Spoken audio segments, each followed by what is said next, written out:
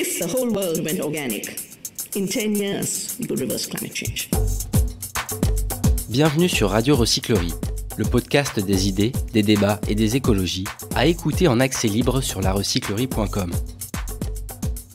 Pour le prix du livre Environnement 2021, nous interrogeons Bruno David autour de son livre « À l'aube de la 6e extinction ». Bruno David, bonjour. Bonjour. Vous êtes naturaliste et président du Muséum national d'histoire naturelle. Merci de nous recevoir au Muséum, dans votre bureau. Votre dernier ouvrage affiche un titre poignant, À l'aube de la 6e extinction. Et il se voit nommé pour le prix du livre Environnement 2021. Pourquoi avoir écrit ce livre ? Parce que j'avais envie de dresser un constat, de voir où on en était, et aussi d'essayer de relativiser les choses.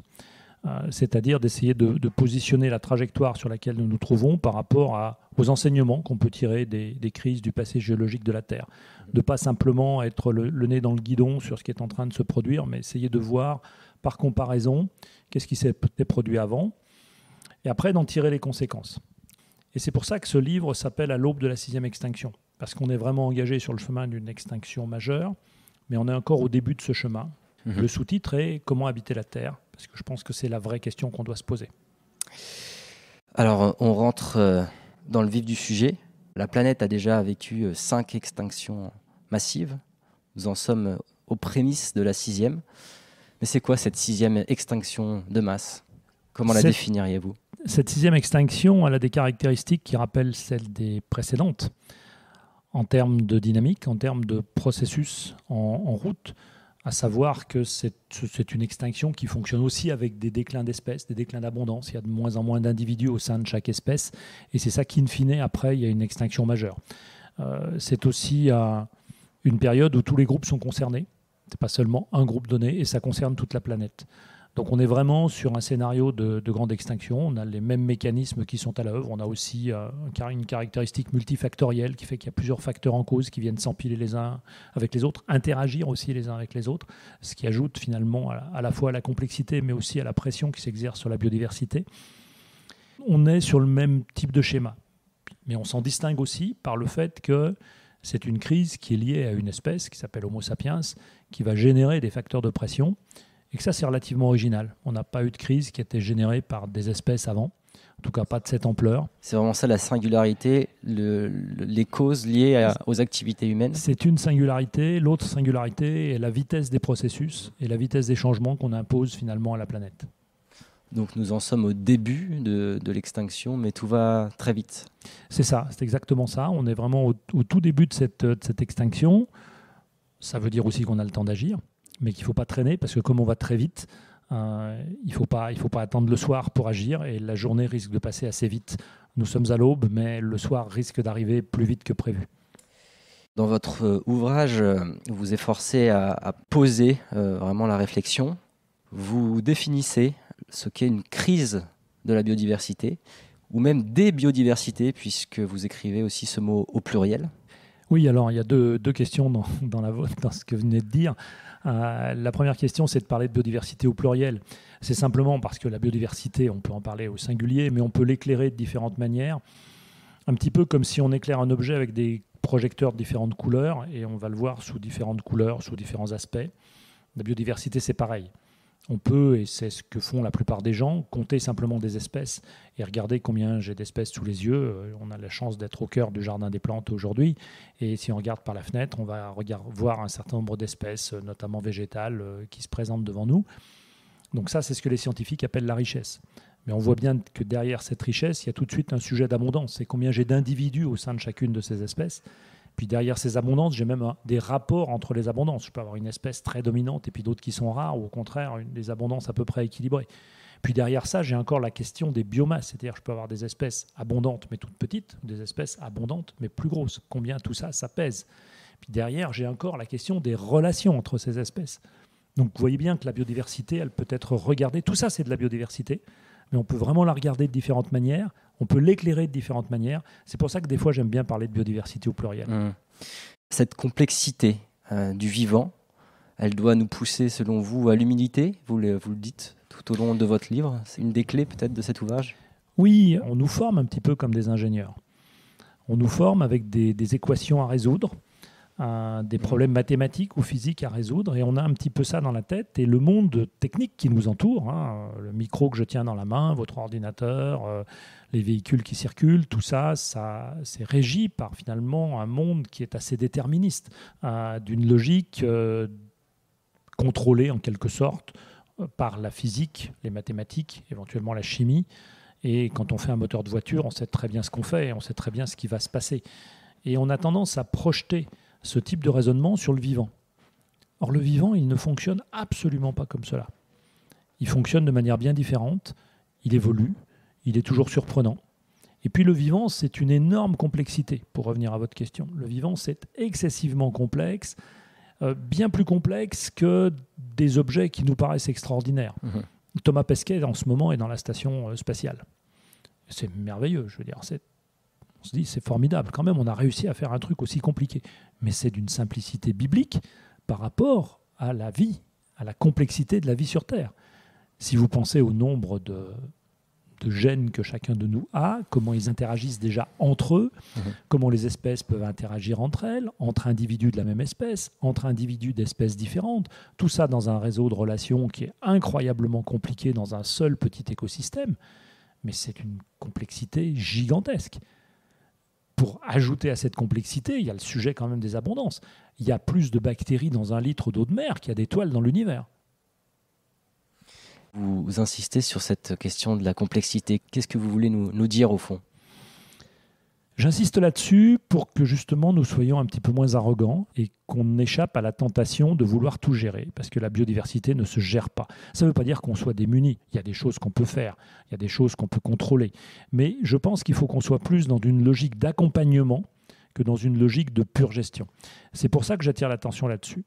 Il faut accepter cette complexité. Il faut éviter de la réduire à des choses trop simples. Il faut éviter une logique réductionniste où on pourrait dire, en comprenant un petit peu comment vont fonctionner les gènes ou vont fonctionner les cellules, on va tout comprendre. Non, on ne va pas comprendre le vivant avec ça. Donc il faut se garder de cette tentation de démiurge, ce que je dis dans le livre, et où on serait dans une situation où on pourrait, vous inquiétez pas, on va s'occuper de ça et on va bien trouver des solutions, on va gérer le vivant. Non, le vivant ne se gère pas, il ne s'est jamais géré, il évolue, son évolution est toujours surprenante, non prédictible, il faut l'accepter. Et derrière cette complexité, il y a le sujet de l'incertitude. Parce que justement, le vivant ne se gère pas, il va évoluer, on ne sait pas dans quelle direction exactement il va évoluer, et ça génère de l'incertitude. Il faut accepter cette incertitude, et ça, nos sociétés détestent l'incertitude. Et nous-mêmes, nous détestons l'incertitude d'ailleurs. Et nous sommes dans une grande période d'incertitude. Vous employez le mot crise, crise de la biodiversité, crise des biodiversités. Est-ce que ce mot, finalement, est approprié pour décrire l'ampleur des destructions que nous causons aux vivants ? Une crise, c'est un changement brutal. C'est ça qu'on appelle crise dans le langage commun. C'est un basculement assez rapide d'un état A vers un état B. C'est ce que nous sommes en train de faire avec le vivant. Mais si nous dépassons des effets de seuil, nous allons plus vers des bouleversements irrémédiables ? Alors, ça c'est un autre sujet, mais on est dans une phase de crise où on exerce des pressions considérables sur le vivant et donc ça entraîne des modifications importantes. Le vivant, non seulement il évolue, mais il réagit également dans son fonctionnement à des effets de seuil, comme vous dites, c'est-à-dire que passé une certaine limite, le vivant va se mettre à fonctionner autrement que ce qu'il faisait jusqu'à ce que cette limite soit franchie. J'aime bien l'image aussi, alors qui n'est pas dans le livre, en tout cas pas tout à fait en ces termes. Si vous mettez une bille dans une gouttière, puis vous allez faire osciller la gouttière de droite à gauche, votre bille va se promener sur les flancs de la gouttière. Et on voit très bien que la bille va revenir à son point d'équilibre si ça ne dépasse pas un certain seuil. Donc vous avez un système qui est assez résilient, et c'est le cas de la biodiversité, des écosystèmes. Ils vont revenir à leur point d'équilibre si on arrête d'exercer des pressions trop fortes. Mais on peut aussi très bien comprendre que si on dépasse une certaine limite, la bille va sortir de la gouttière. Et va emprunter un itinéraire totalement différent. Et c'est ce qui peut se passer avec les écosystèmes, où si on les manipule un petit peu trop, si on les perturbe un petit peu trop, ils sortent finalement de leur équilibre initial, ils basculent dans un nouvel équilibre qu'on ne connaît pas, on ne sait pas où va tomber la bille, on ne sait pas où elle va aller, on sait que ça sera différent, ça sera peut-être mieux, ça sera peut-être pire. La probabilité que ça soit pire est quand même importante. Alors, pourquoi, si vous me permettez ? Pourquoi la probabilité que ça soit pire ? Simplement parce que nos sociétés, parce que nous-mêmes, le fonctionnement de nos sociétés à l'échelle mondiale, de toutes les sociétés, ce fonctionnement, il est fondé sur une certaine stabilité. On est habitué, et nos sociétés, notamment industrielles, se sont construites sur une certaine stabilité des écosystèmes qui nous rendent un certain nombre de services, mais on sait comment ils sont et on a construit nos sociétés en interaction avec cela. Si on sort de ce système d'équilibre, ça va être extrêmement déstabilisant. Et on risque d'avoir vraiment des déconvenues très importantes. Donc nous faisons évidemment partie de l'écosystème, des écosystèmes pour garder le pluriel. La 6e extinction de masse concerne évidemment aussi notre espèce. Pouvez-vous nous dire en quoi la santé des écosystèmes, des animaux, est-elle intimement liée avec la santé humaine ? Oui, alors là, c'est vraiment le sujet actuel. C'est la pandémie d'aujourd'hui et les questions qu'on peut se poser autour de l'émergence d'une pandémie. Alors déjà, il faut savoir qu'on a eu de la chance parce qu'on a eu déjà des émergences de pandémies au cours de ces 20 dernières années, mais que finalement, on était tombé sur des virus qui étaient un petit peu trop virulents souvent et qui tuaient rapidement les autres, ce qui fait que la diffusion de la pandémie était limitée. Puis c'est des pandémies qui ont été prises en charge relativement tôt, de manière restreinte, et donc on n'a pas vu passer trop les nuages. On s'est dit, tiens, il ne s'est rien passé, ce n'était pas très important, ça nous avait moins touchés.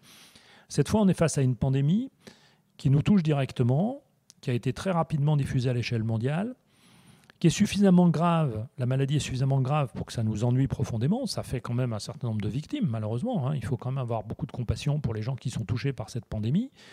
Mais en même temps, si on est très scientifique et un tout petit peu cynique, ce Covid-19, ce SARS-CoV-2, il n'est pas si méchant que ça.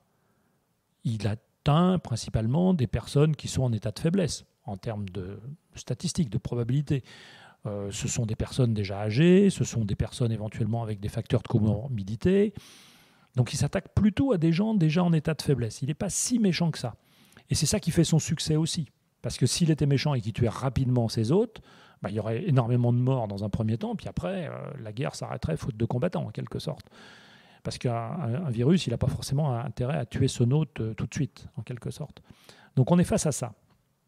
Ça, c'est pour le paysage global. Alors ensuite, nos relations avec les environnements en lien avec la pandémie.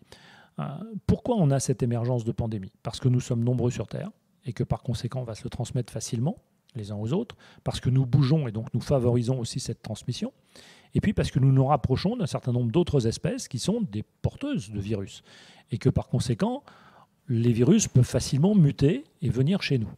Nous prenons de plus en plus de place parmi les vivants, en quelque sorte. On prend un petit peu trop de place. Et il y a une théorie qui s'appelle « Kill the winner », tuer le vainqueur, qui dit que les pathogènes, et c'est une théorie vérifiée, qui dit que les pathogènes s'intéressent prioritairement aux espèces dominantes. Alors, ce n'est pas dans la tête du pathogène, le pathogène, il n'a pas de tête.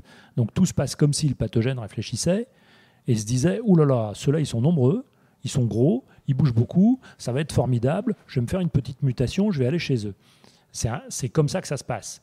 Bien sûr, tout se passe comme si, c'est simplement par essai-erreur et par le jeu de l'évolution que tel virus ou telle bactérie va se diffuser comme ça.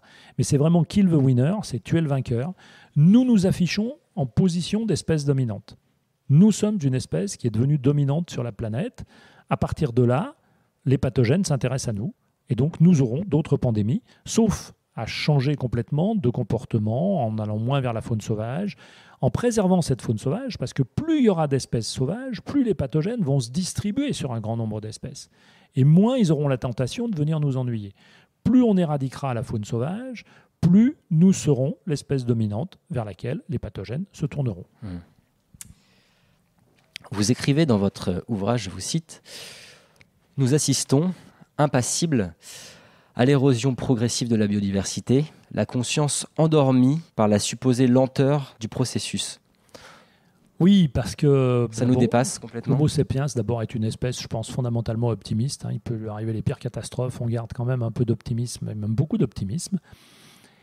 Et puis d'autre part, on ne voit pas les changements. On ne perçoit pas les changements sur la biodiversité parce que je pense qu'on est d'ailleurs assez peu cultivé sur le sujet. La majorité de nos concitoyens ne savent pas vraiment ce qu'est la biodiversité, ont du mal même à distinguer certaines espèces entre elles.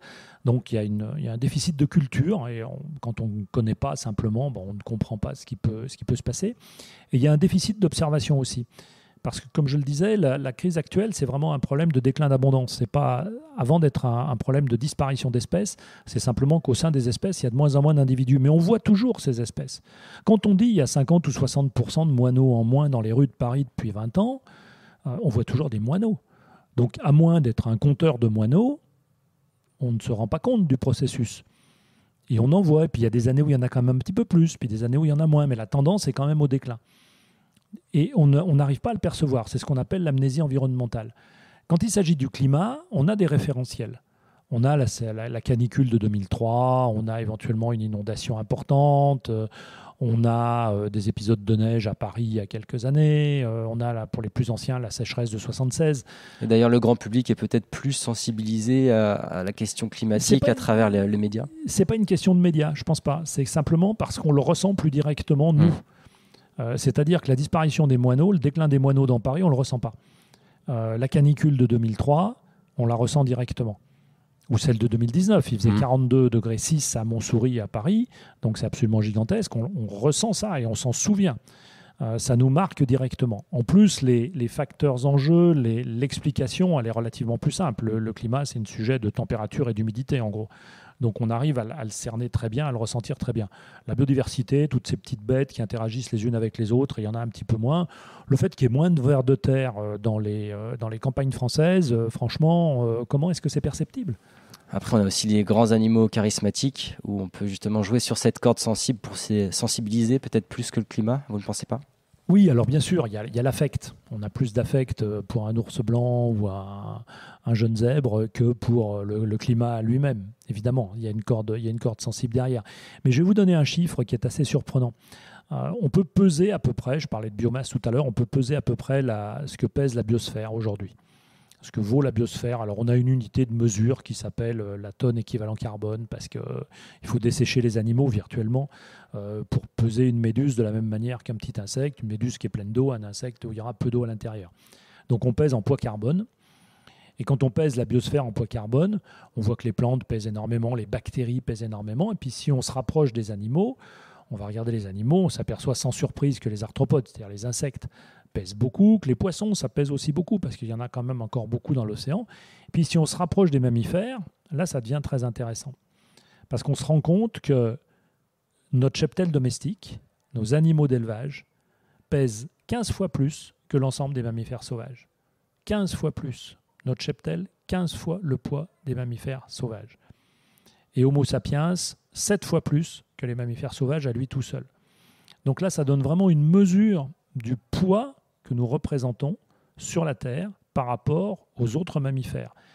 Et c'est simplement parce qu'on les a éradiqués, qu'on a détruit les environnements dans lesquels ils pouvaient vivre et que par conséquent, il y en a eu de moins en moins et qu'un certain nombre d'entre eux, d'ailleurs, se sont éteints. La devise du Muséum national d'histoire naturelle, c'est « émerveiller pour instruire ».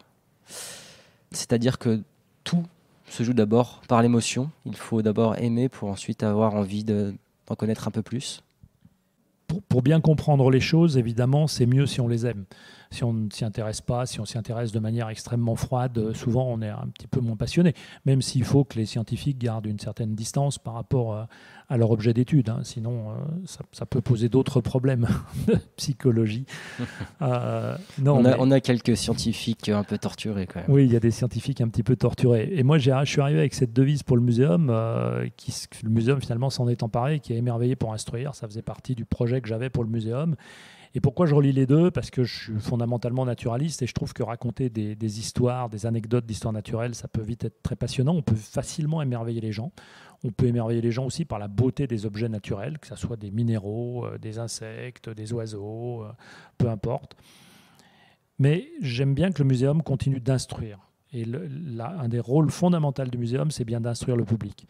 Je le dis souvent, je n'interdis pas au public simplement de se promener dans nos espaces, de déambuler dans la grande galerie de l'évolution, d'admirer la caravane africaine, de déambuler dans la galerie de paléontologie au milieu des grands squelettes de dinosaures.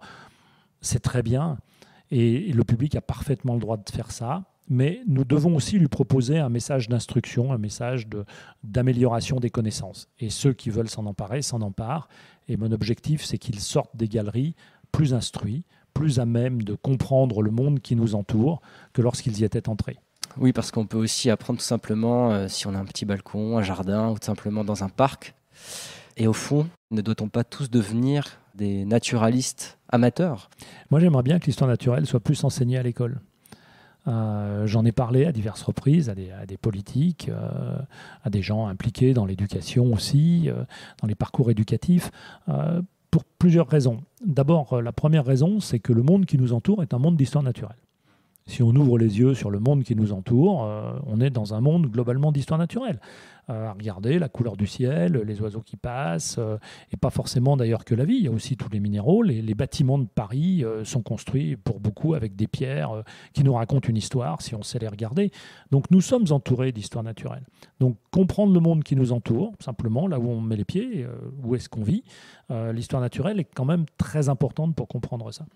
La deuxième chose qui est peut-être encore plus importante, finalement, c'est une conséquence indirecte, c'est que l'histoire naturelle est une science d'observation. Elle apprend à observer. Elle apprend qu'une feuille est verte ou qu'une feuille est rouge ou qu'elle est jaune.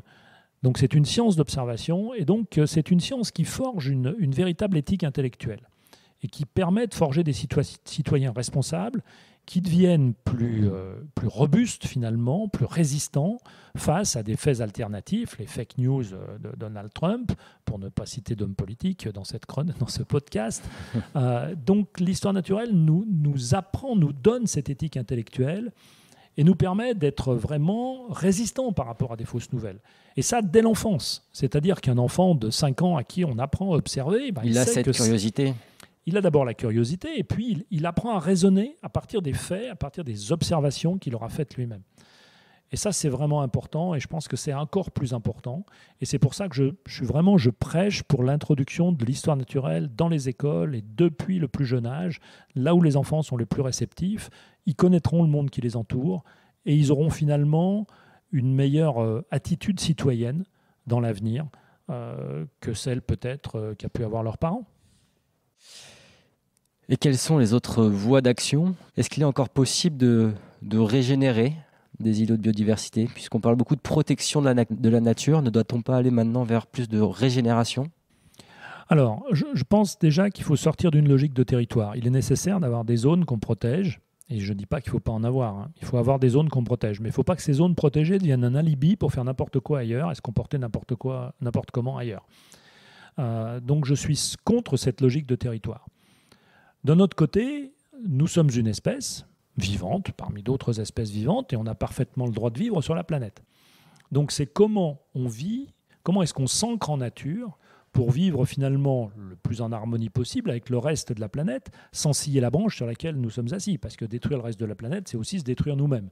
Donc à un moment donné, même pour une raison strictement égoïste, on devrait se dire, attention, on va peut-être quand même protéger le reste du vivant, parce que c'est notre capital santé, c'est notre capital ressources alimentaires, c'est notre capital pour beaucoup de choses. Et si on rend la planète invivable pour les ours blancs, on va aussi la rendre invivable pour nos petits-enfants ou nos arrière-petits-enfants. Il faut avoir ça en tête. Donc protéger les ours blancs, c'est aussi nous protéger nous-mêmes. Ce n'est pas simplement pour le plaisir de protéger les ours blancs. Donc il faut absolument agir. L'avantage, c'est que la biodiversité, elle est résiliente, qu'elle a une capacité de réaction, de cicatrisation qui est vraiment très importante, et que par conséquent, si on agit, on en aura des fruits assez rapidement. Bruno David, je vous propose de lire un passage de votre bel ouvrage. Alors, je vais vous lire ce qui est en dos de couverture, ce qu'on appelle la 4e de couverture, qui résume quand même un petit peu l'esprit de l'ouvrage. Le réchauffement climatique n'est plus une hypothèse, c'est un fait vérifiable par tous. L'année 2019 fut caniculaire, la banquise arctique a perdu 96% de sa surface en 35 ans, et chaque année, le niveau des océans monte un peu plus.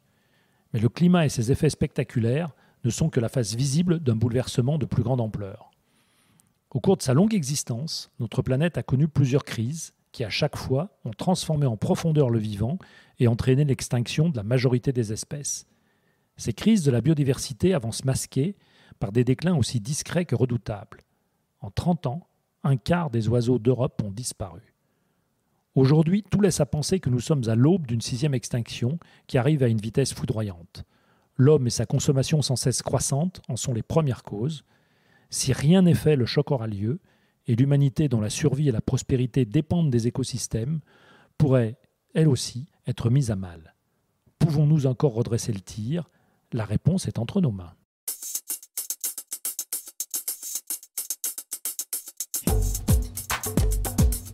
Quel a été votre plus grand déclic écologique?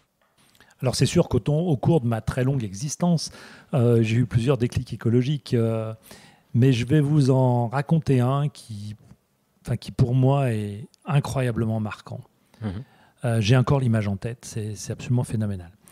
On était en 1999 et à l'époque j'étais un chercheur au CNRS en biologie marine et j'ai eu la chance d'embarquer à bord d'un navire de l'Ifremer pour une mission océanographique qui se déroulait au large du Pérou. Au large d'un secteur du Pérou, il n'y a pas de rivière, il n'y a rien, c'est relativement désertique, donc l'océan est assez préservé. Et j'ai eu l'immense privilège de plonger dans le sous-marin jaune, le Nautile, à 2500 mètres de profondeur. Je plonge à 2500 mètres de profondeur sur cette marge du Pérou, ce qu'on appelle la marge, géologiquement parlant, et on commence à naviguer un peu avec le Nautile, et au bout quelques minutes, je ne sais plus, peut-être 30 minutes de navigation, on reste 8 heures au fond, donc on a le temps quand même de voir pas mal de choses. À 2500 mètres, je vois un seau en plastique, un seau beige avec une corde. Il était couché sur le côté, et je vois ce seau. Et je me dis, mais on est à 2500 mètres de profondeur. On est au large d'un endroit quasi désertique, il n'y a pas de ville, il n'y a rien, il n'y a pas de fleuve qui amène des cochonneries dans l'océan. Et il y a un seau posé là, au fond de l'océan. Et là, je me suis dit, c'est quand même grave. Un exemple tout à fait marquant de notre empreinte sur la surface entière de la planète. Oui, c'est assez, dans les abysses. C'est assez terrible quand même. Avez-vous un livre à nous conseiller, peut-être pour prolonger la question de la 6e extinction de masse, ou alors pour élargir les horizons encore un peu plus? Alors, je vais vous conseiller un livre d'un de mes prédécesseurs au muséum qui s'appelle Jean Dorst. Alors, je vais vous conseiller un livre ancien. C'est un peu paradoxal, finalement, parce qu'on se dit que la science progresse, qu'il faut essayer de se projeter. Moi-même, j'ai écrit à l'aube de la 6e extinction. Jean Dorst, en 1965, écrit un livre qui s'appelle « Avant que nature meure ». Donc, on est vraiment dans l'anticipation. Et il met le doigt sur toute une série de problèmes. Et c'est assez incroyable la façon prémonitoire dont il pressentait un certain nombre de choses, alors que les signaux de l'époque étaient extrêmement faibles. Ça n'intéressait quasi personne. Et il a à peu près tout pressenti dans ce livre qui a été réédité, donc on peut se procurer à nouveau, Avant que nature meure. Et il y a un truc où il s'est trompé. Il n'a pas vu les choses venir. C'est l'océan, justement. Dans le chapitre sur l'océan, il dit, bon, l'océan, ça ne sera pas un problème des poissons, il y en a énormément, ils se reproduisent très facilement et on ne devrait pas avoir de problème dans l'océan. Et malheureusement, il s'était trompé aussi, ce qui donne aussi une idée de la trajectoire sur laquelle nous nous trouvons. Eh bien, à vous de jouer les prospectivistes. J'en viens à ma dernière question. Comment voyez-vous le monde dans 20 ans, avec une perspective utopiste de régénération des écosystèmes? En réalité, il y a deux sujets. Il y a le sujet du changement climatique. Et là, il y a une inertie dans le système qui fait que dans 20 ans, ça n'ira pas mieux qu'aujourd'hui. Ça sera pire qu'aujourd'hui. Et ça risque de poser des problèmes. Et ça risque, si ce changement climatique vraiment n'est pas freiné, on risque d'avoir un emballement des processus avec un bouleversement des écosystèmes qui fera que ça sera très ennuyeux. Ça, c'est un sujet. L'autre sujet est celui plus centré sur la biodiversité, où si on imagine qu'on a eu des attitudes vertueuses, qu'on a changé nos pratiques, qu'on a remis des haies dans la Beauce ou dans la Brie ou ailleurs, qu'on a arrêté de brûler la forêt amazonienne, qu'on a arrêté de faire des plantations de palmiers à huile en Asie, qu'on a limité les transports, qu'on a reproduit plus localement, qu'on a diminué notre consommation de viande, qu'on a consommé bien sûr plus local et de saison, qu'on a limité nos transports, et ce n'est pas l'électrification des véhicules qui suffira. Je ne sais même pas si c'est une solution magique d'ailleurs. Imaginons tout ça, et effectivement la biodiversité ira mieux. Donc vous voyez, il y a deux choses dans cette équation. Il y a le changement climatique qui, lui, va continuer d'exercer une pression. Et si pour le reste, on était particulièrement vertueux avec une biodiversité qui a une capacité à rebondir, qui est vraiment très importante, à ce moment-là, on aurait quand même des choses qui iraient mieux. Et ne pas oublier que la biodiversité peut nous aider à surmonter les sujets de changement climatique aussi, parce qu'il n'y a rien de mieux pour séquestrer du carbone et du CO2 que la biodiversité. Oui, ces deux questions sont très liées forcément. Donc dans 20 ans, même dans un monde à plus 2 degrés, disons, on peut imaginer une régénération du vivant. Alors plus 2 degrés dans 20 ans, ça serait vraiment énorme quand même. J'espère qu'on ne sera pas à plus 2 dans 20 ans. On est déjà à plus 1,1. Ah oui, par rapport, d'accord. Pas plus 2 par rapport à aujourd'hui. D'accord. Oui, imaginons qu'on soit à plus 2 degrés dans 20 ans. Les écosystèmes vont bouger. Alors après, la biodiversité, elle réagit différemment au changement climatique. Il y a des espèces qui sont très mobiles. Les poissons, pour revenir aux poissons, je veux dire, ils vont se déplacer. Il n'y a pas de problème. Un arbre, un chêne, ça bouge moins, c'est plus difficile. Donc on voit très bien les problèmes que ça peut poser. La vie a du mal à suivre, et la vie a d'autant plus de mal à suivre, pour revenir à la complexité qu'on évoquait au départ, qu'elle est complexe justement, qu'il y a des relations entre des espèces, et que si une espèce est mobile, peut-être qu'une autre espèce qui a besoin de la première ne sera pas mobile et ne pourra pas suivre le mouvement des ceintures climatiques. Puis je rappelle simplement qu'au sommet des montagnes, il n'y a plus moyen d'aller plus haut. Une fois qu'on est tout en haut, si les ceintures climatiques remontent jusqu'au sommet des montagnes et qu'on a des forêts jusqu'au sommet du Mont Blanc, ça veut dire qu'il n'y a plus de glace, il n'y a plus rien. Et puis c'est pareil vers le nord dans notre hémisphère ou vers le sud dans l'autre hémisphère, on a des phénomènes de NAS, c'est-à-dire que les espèces qui sont déjà polaires, elles ne peuvent plus aller plus loin, elles. Donc elles sont condamnées.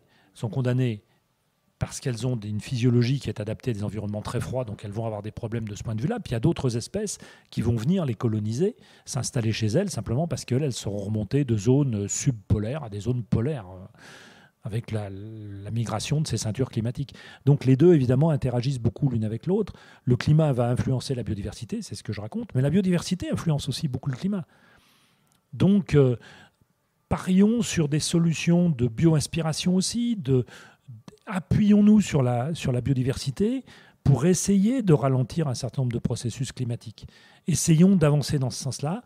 Encore une fois, comme je l'ai dit, pas dans une vision arrogante de technophile gestionnaire, mais dans un processus d'accompagnement intelligent, et allons chercher des sources d'inspiration dans le vivant.